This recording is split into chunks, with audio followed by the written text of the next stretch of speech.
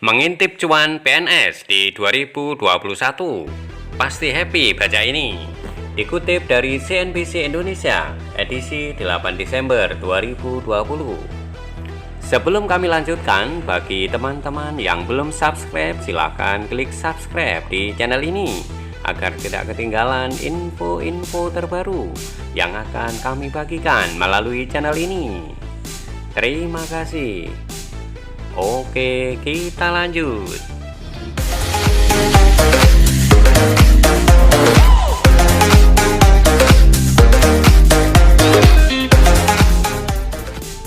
Kesejahteraan pegawai negeri sipil atau PNS di era pemerintahan Presiden Joko Widodo atau Jokowi semakin jelas terlihat.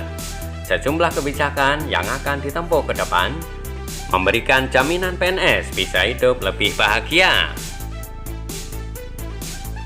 Mulai dari rencana perombakan sistem pangkat dan gaji PNS, dana pensiunan yang bertambah, hingga tunjangan hari raya atau THR tahun depan yang dipastikan kembali cair.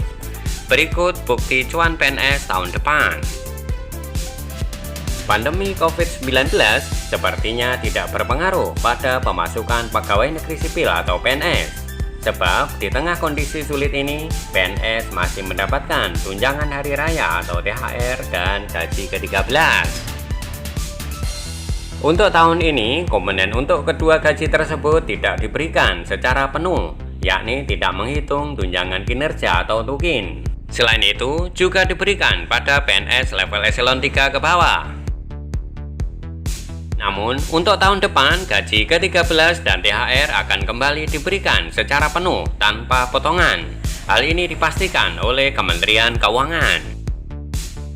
Direncanakan pemberian THR dan gaji ke-13 dalam tahun 2021 secara full, ujar Direktur Jenderal Anggaran Kementerian Keuangan Aspolani kepada CNBC Indonesia. Menurutnya, anggaran untuk THR dan gaji ke-13 sudah dimasukkan dalam Anggaran Pendapatan dan Belanja Negara atau APBN 2021. Oleh karenanya, ini diharapkan bisa membantu para PNS untuk tetap melakukan belanja. Namun, Kemenkeu akan tetap memantau kondisi terkini, terutama dampak yang disebabkan oleh pandemi COVID-19. Jika dampaknya bisa diminimalisir, maka pencairan THR dan gaji ke-13 akan tetap sesuai rencana. Nanti akan dimonitoring implementasinya di 2021 sebelum dilaksanakan, jelasnya. Adapun Kemenkeu pun telah menyiapkan anggaran THR dan gaji ke-13 di masing-masing kementerian atau lembaga KL.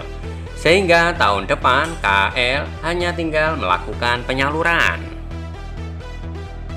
Anggarannya THR dan gaji ke-13 sudah ada di bahu masing-masing KL, imbuhnya. Ternyata pemerintah tidak hanya tetap memberikan THR dan gaji ke-13 bagi para PNS, tetapi gaji pokok juga akan dinaikkan.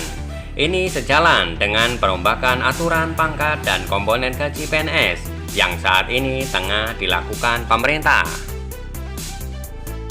Kebijakan tersebut tengah disusun oleh Badan Kepegawaian Negara atau BKN melalui Direktorat Kompensasi Aparatur Sipil Negara. PLT Kepala Biro Humas Hukum dan Kerjasama BKN, Paryono, mengatakan sampai saat ini masih dilakukan pembahasan terkait hal tersebut dengan kementerian dan lembaga terkait. Dalam penyusunan ini akan ada beberapa hal yang berubah, terutama komponen penghasilan PNS atau gaji dari aturan sebelumnya. Dalam aturan ini, pemerintah akan memasukkan dua komponen tunjangan ke dalam gaji.